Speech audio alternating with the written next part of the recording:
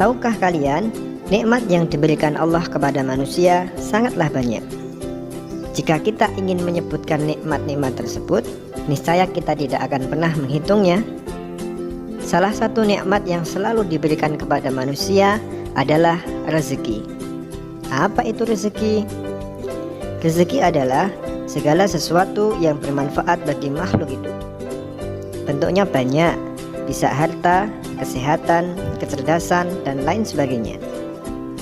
Lalu, bagaimana cara kita mensyukuri nikmat tersebut?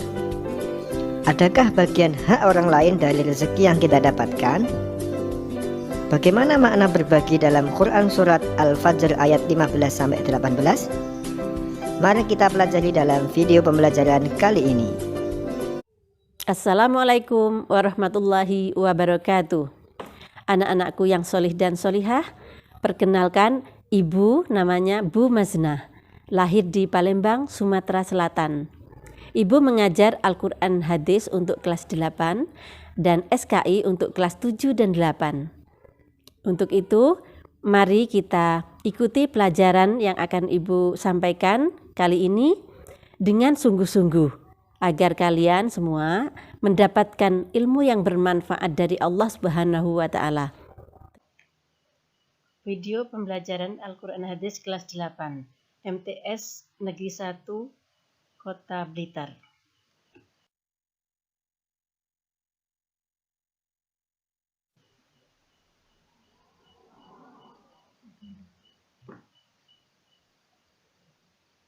Pada materi sebelumnya, kita telah mempelajari mat iwad, mat layin, dan mat arif sukun.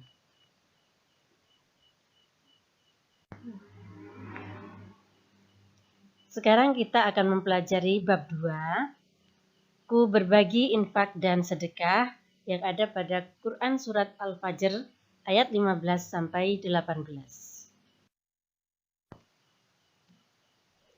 Sebelum kita mempelajari bab 2 ini, mari kita membaca doa sebelum belajar. Raditu billahi robba wa bil islami dina wa bi muhammadin nabiyya wa rasula. Rabbi zidni ilma warzuqni fahma. Berikut adalah kompetensi dasar bab 2. Untuk pelajaran yang pertama adalah infak. Coba kita lihat secara bahasa, pengertiannya adalah anfaqo yunfiku, membelanjakan atau membiayai yang berhubungan dengan perintah-perintah Allah Subhanahu wa Ta'ala. Kalau menurut KBBI, pemberian atau sumbangan harta dan sebagainya selain zakat wajib untuk kebaikan.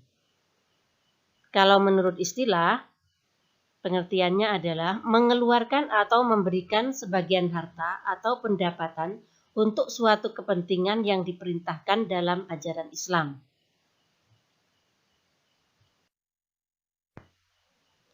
Selanjutnya sedekah. Cakupannya lebih luas. Sedekah meliputi harta dan jasa, bahkan senyuman termasuk dalam sedekah.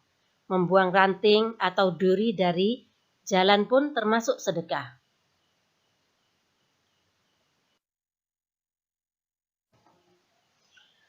Kita lihat perbedaan infak, sedekah, dan zakat.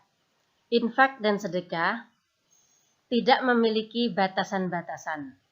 Maksudnya, infak dan sedekah itu dilakukan kapan saja, di mana saja. Seperti misalnya zakat, itu dibatasi oleh waktu dan ukuran. Sedangkan zakat fitrah itu dibatasi oleh waktu, maksudnya dikeluarkan sebelum sholat Idul Fitri. Ada pula zakat mal, itu kalau sudah mencapai 1 nisab baru dizakatkan. Yang ketiga adalah tidak harus harta, tapi bisa berupa tenaga atau pemikiran. Bahkan senyuman juga merupakan sedekah.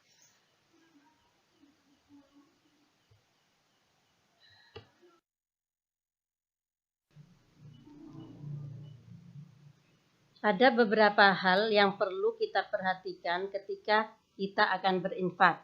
Yang pertama adalah infak dan sedekah hendaklah dengan harta yang baik. Ini sesuai dengan Quran Surat Al-Baqarah ayat 267. Yang kedua, infak dan sedekah hendaklah hanya karena Allah. Ini sesuai dengan Quran Surat Yusuf ayat 88.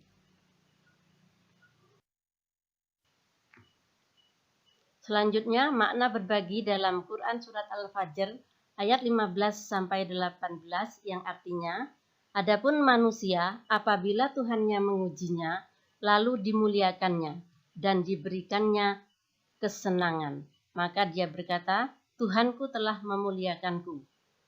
Adapun bila Tuhannya mengujinya, lalu membatasi rezekinya, maka dia berkata, Tuhanku menghinakanku.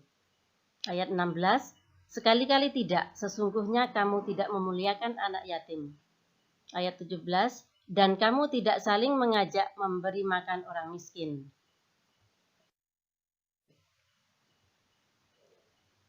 Selanjutnya, kita akan mempelajari tentang mufradat Quran Surat Al-Fajr ayat 15-18 sebagai berikut.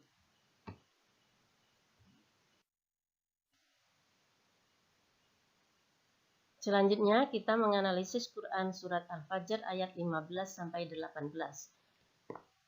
Di ayat 15, Ibnu Katsir menjelaskan bahwa Allah mengingkari orang yang menganggap banyak rizki adalah sebuah kemuliaan. Karena banyak rizki bisa jadi bentuk ujian, taat atau lupa kepada Allah. Di ayat ke-16 adalah kebalikan dari ayat 15, yaitu rizki yang sempit bukan sebuah kehinaan, tetapi adalah sebuah ujian. Apakah ia sabar atau tidak? Sungguh banyak dan sedikitnya rezeki Allah Subhanahu wa Ta'ala yang menghendaki. Dalam kondisi seperti ini, hendaklah manusia bergantung kepada Allah.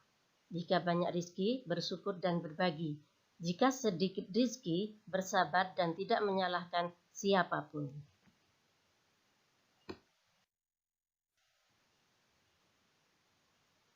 Di ayat 17, kita diperintahkan oleh Allah untuk memuliakan anak yatim. Sesuai dengan hadis yang diriwayatkan oleh Ibnu Majah dan Abu Hurairah, sebaik-baik rumah seorang muslim adalah rumah yang di dalamnya ada anak yatim yang diasuh dengan baik. Seburuk-buruk rumah orang Islam adalah yang di dalamnya ada anak yatim yang diperlakukan dengan buruk. Betapa mulia orang-orang yang menyayangi anak yatim, kelak mereka akan berdampingan bersama Rasulullah SAW. Ini juga sesuai dengan hadis yang diriwayatkan oleh Bukhari dari Sahal bin Sa'ad. Aku dan orang-orang yang memelihara anak yatim di surga seperti ini. Beliau menunjukkan jari telunjuk dan jari tengah serta merenggangkan keduanya. Pada ayat ke-18, Allah memperingatkan agar manusia saling menyeru, saling mengingatkan untuk menyeru memberi makan orang miskin, orang-orang yang tidak menyantuni anak yatim, dan tidak menyeru memberi makan orang miskin, termasuk pendusta agama. Sesuai dengan Quran Surat Al-Ma'un ayat 1-3, yang artinya, tahukah kamu orang yang mendustakan agama, itulah orang-orang yang menghardi anak yatim, dan tidak menganjurkan memberi makan orang miskin.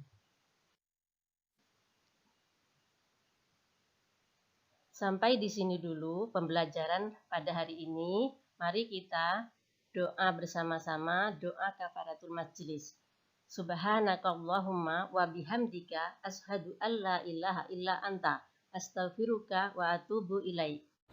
Terima kasih. Wassalamualaikum warahmatullahi wabarakatuh.